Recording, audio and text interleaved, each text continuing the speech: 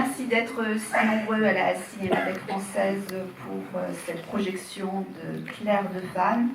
Nous avons aujourd'hui l'honneur, enfin moi j'ai l'honneur de le voir souvent, mais peut-être pas vous, parce que c'est notre président, Costa Gabras, le réalisateur de Clair de Femme, qui va nous parler un peu du film, de pourquoi Romy pour ce film, pour ce rôle, votre relation avec Romy durant ce tournage. Merci.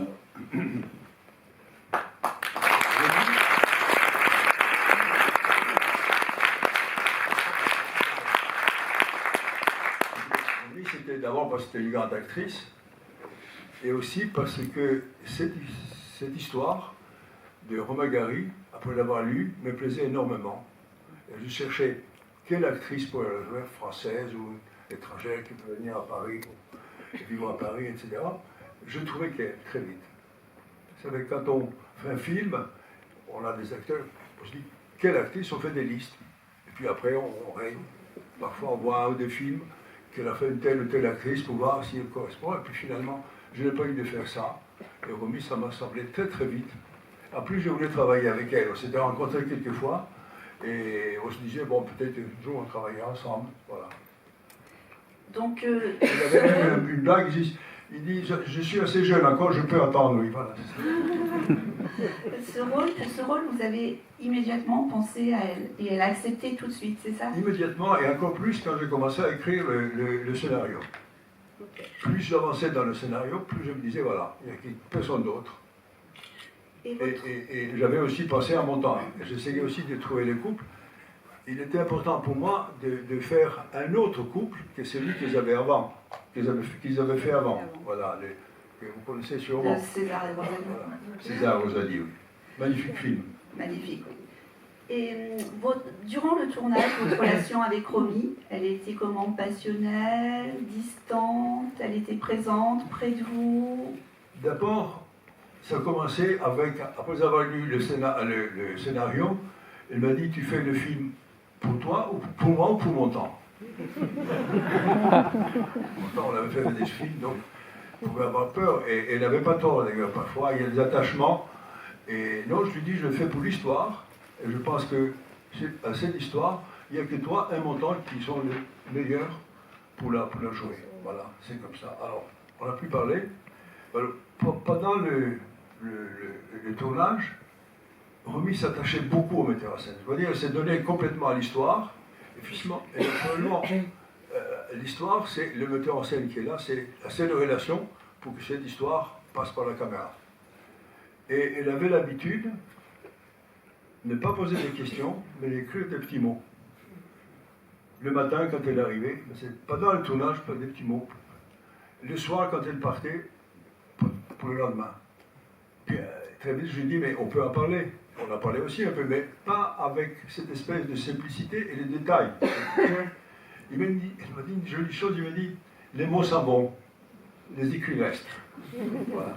Et on a continué comme ça, j'ai regardé quelques-uns de ses écrits, c'est très émouvant de les relire, parce qu'on revoit les scènes, on voit très bien qu'elle passait juste, et qu'elle voyait juste aussi. Voilà. Et pour le reste, elle était très professionnelle, elle avait des relations très très amicales avec tout le monde, sans être très, très intime. Elle ne faisait pas des blagues comme il arrive à beaucoup d'acteurs et d'actrices d'essayer entre les prises d'être agréable, de faire des blagues. Non, elle restait avec son personnage tout le temps. Tout le temps. Elle faisait tout pour ne pas lâcher son personnage. Pour que le personnage plutôt ne la quitte plus. Ne la quitte plus. Il y a des personnes dans la salle qui n'ont jamais vu le film? Oh mon Dieu! Super, super. Alors ça va être... vous avez bien de la chance, et surtout de le voir sur grand écran pour la première fois. Il y avait une autre chose dans ce film, puisque vous l'avez vu, vous allez le revoir, c'est les dialogues.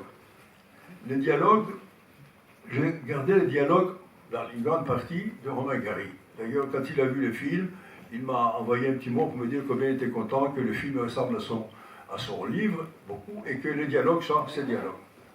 C'est vrai que ce sont des dialogues un peu différents des dialogues habituels.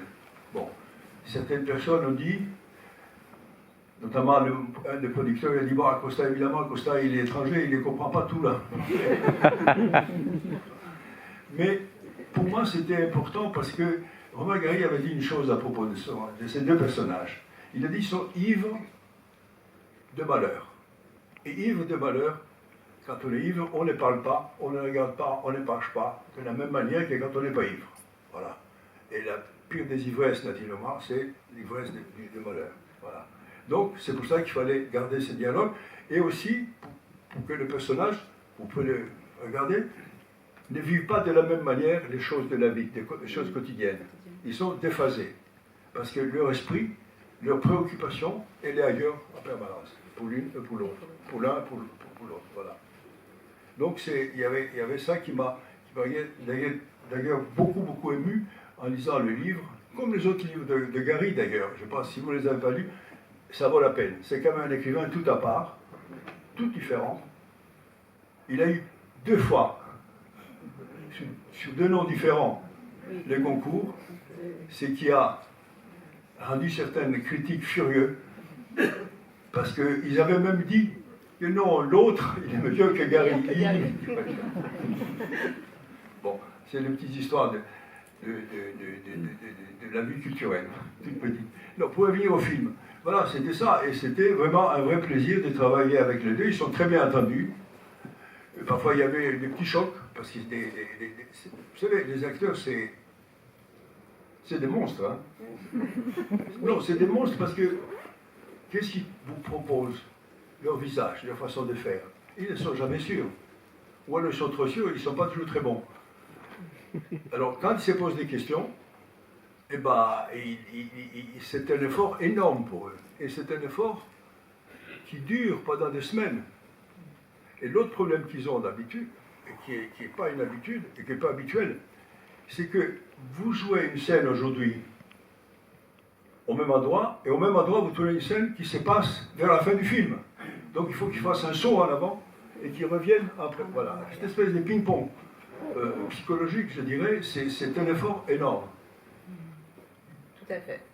Tout à fait. 2 monstres. Elle n'était pas jalouse de votre complicité avec Yves Montand? Non, j'ai tout fait. J'ai dit à Yves, on avait assez de bons rapports pour dire non, il n'y a pas de complicité. On ne déjeune pas ensemble tête à tête. On n'arrive pas ensemble, Il avait compris très vite, lui. Parce qu'il la connaissait aussi bien, et il ne voulait pas être une sorte d'obstacle, une sorte de problème pour elle. Voilà. Écoutez, on va s'arrêter parce que on va vous laisser découvrir ce film, revoir et merci Costa. Et n'hésitez pas pour ceux qui n'ont pas vu l'exposition.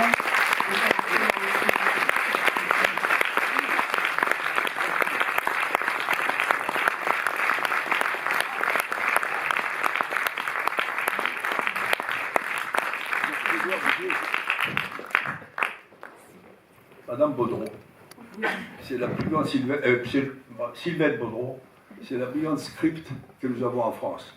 Elle travaille depuis quand, Sylvette? 1949. 1949.